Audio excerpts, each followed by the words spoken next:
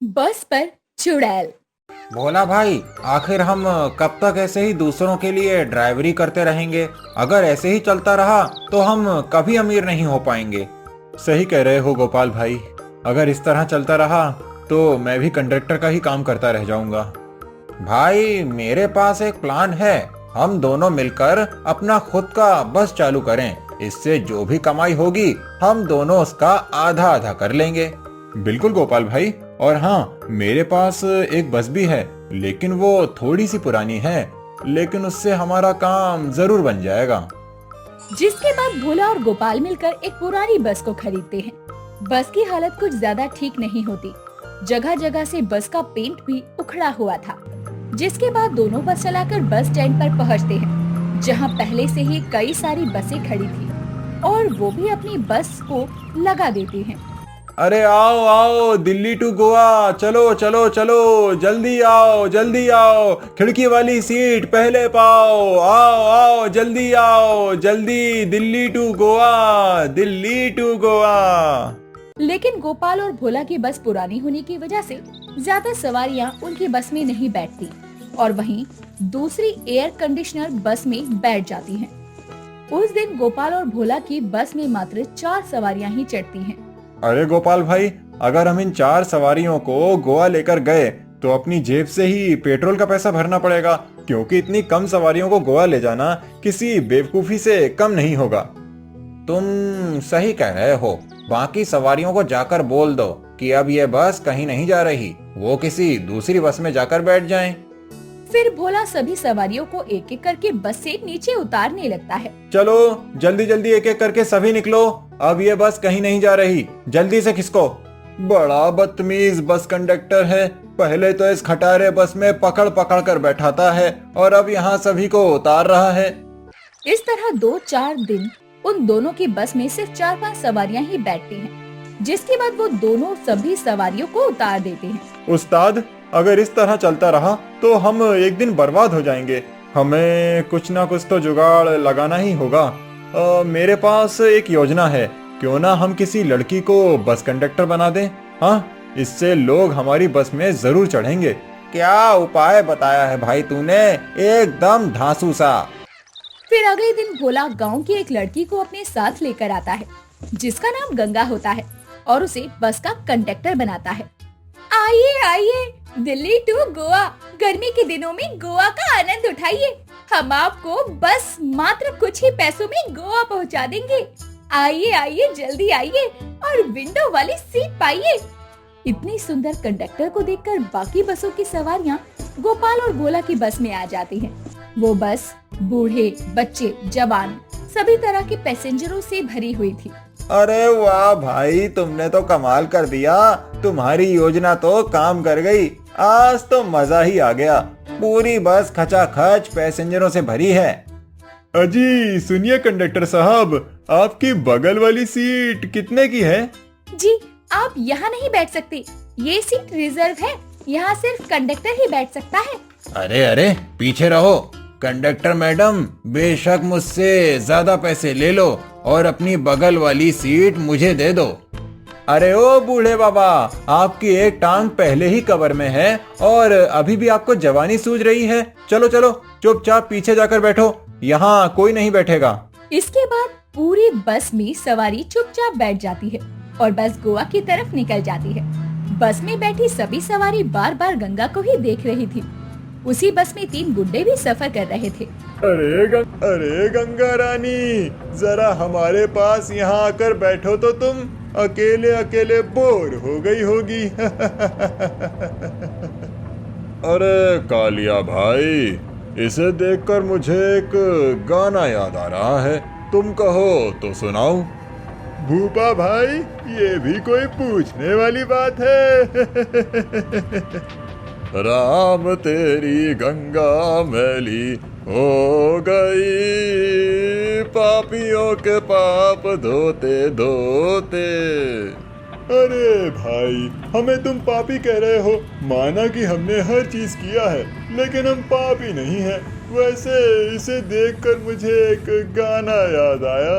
सा समुंदर समुंदर पार मैं तेरे पीछे पीछे आ गया, जुल्मी मेरी जान, ओ जुल्मी मेरी जान, मैं तेरे कदमों के नीचे आ गया, समुंदर पार मैं तेरे पीछे पीछे आ गया। बहुत खूब भाई।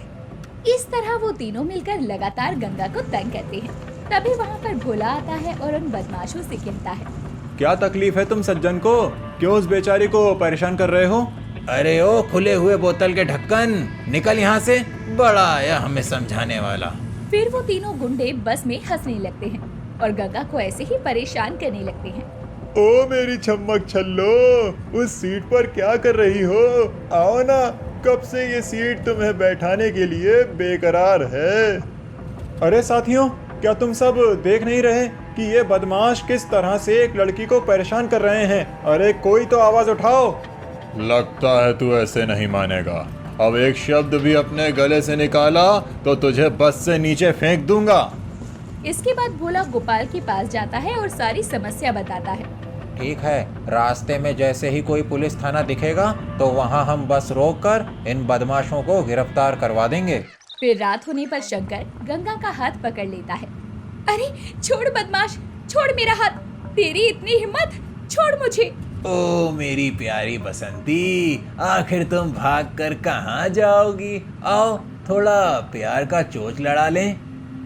इस तरह खींचातानी में गंगा का संतुलन बिगड़ जाता है और वो बस से नीचे गिर जाती है। ये देखकर वो तीनों बदमाश घबरा जाते हैं। वहीं भोला ये बात गोपाल को जाकर बताता है। अरे गजब हो गया, जल्दी से बस रोको, अनर्थ हो गया। वो जो गंगा थी ना, वो बस से नीचे गिर गई।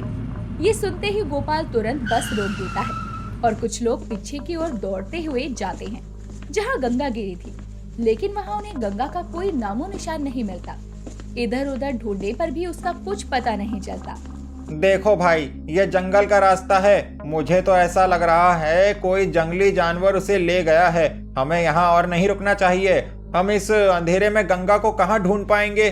चलो जल्दी से सब बस में बैठ जाओ, इससे पहले कि कोई जंगली जानवर यहाँ आ जाए। जिसके बाद गोपाल भोला समेत सभी पैसेंजर्स को बस में ले आता है। अरे कमबख्तों, तुमने जो किया है उसकी सजा तो तुम्हें जरूर मिलेगी। थोड़ी दूर पर ही एक पुलिस स्टेशन है, तुम सभी के सभी जेल में सड़ोगे। इतना बोलकर गोपाल बस को तेजी से चलाने लगता है, लेकिन तभी बस कुछ दूर जाने पर अचानक रुक जाती है, क्योंकि बस के सामने सड़क पर एक बड़ा सा पत्थर गिरा हुआ होता है। तभी बस के अंदर अजीब अजीब सी आवाजें आने लगती है और सब लोग डर जाते हैं। अरे मर गए रे, ये कौन गुर्रा रहा है भला? हाँ, लगता है पास में ही कोई जंगली जानवर है। अरे ड्राइवर भैया, बस क्यों रोक दी? यहाँ तो बहुत खतरा है। अरे भाई, बस के आगे एक बहुत बड़ा पत्थर आ गया है, मैं आगे बस नहीं चला सकता। तभी वहाँ पर बहुत तेज चीखने की आवाज आने लगती है। मैं अपना बदला लूंगी, मुझे अपना बदला चाहिए। बस के ऊपर मानो कोई जोर जोर से कूद रहा हो। सब डर के मारे सहमे हुए थे। कालिया भाई, कहीं गंगा तो नहीं आ गई चुड़ैल बनकर? वैसे भी किसी को उसकी लाश नहीं मिली। कमबख्त, शुभ शुभ बोल, अगर ऐसा हुआ तो वो हम तीनों में से किसी को नहीं छोड़ेगी। अभी कालिया ने इतना बोला ही था कि तभी एक हाथ खिड़की से आता है और कालिया को बाहर खींचकर कहीं ले जाता है। अरे शंकर, ये तो किसी चुड़ैल का हाथ था। हे ऊपर वाले, हमें बचा लो, वो गंगा चुड़ैल बनकर वापस आ गई। अब हमारा क्या होगा? तभी उन्हें एक चुड़ैल बस की खिड़की से बाहर दिखाई देती है। उसे देखकर सबकी हालत खराब हो जाती है। इतने में दोबारा से दो हाथ खिड़की से आते हैं और वो चुड़ैल शंकर और भूपा को खिड़की से बाहर खींच लेती है। अरे भाइयों, ये चुड़ैल उन तीनों के लिए ही आई है, क्योंकि उन्हीं की वजह से वो बस से नीचे गिरी थी।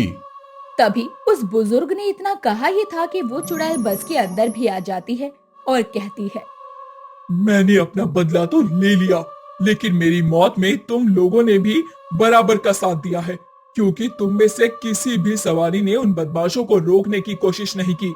इसलिए तुम सब भी मरने के लिए तैयार हो जाओ। गंगा बहन, हमें पता है, हम सब चुप रहे, किसी ने भी तुम्हारे लिए आवाज नहीं उठाई। हम सब तुमसे हाथ जोड़कर माफी मांगते हैं, हमें माफ कर दो। उस बस में कुछ बच्चे, औरतें एवं बुजुर्ग होते हैं। उन्हें देखकर वो शांत हो जाती है। ठीक है, मेरा बदला पूरा हो गया। मेरी लाश तुम्हें पीछे सड़क के किनारे झाड़ियों में पड़ी हुई मिलेगी। उसका अंतिम संस्कार कर देना। इसके बाद सभी लोग मिलकर गंगा का अंतिम संस्कार कर देते हैं, जिसके बाद वो चुड़ैल हमेशा हमेशा के लिए मुक्त हो जाती है।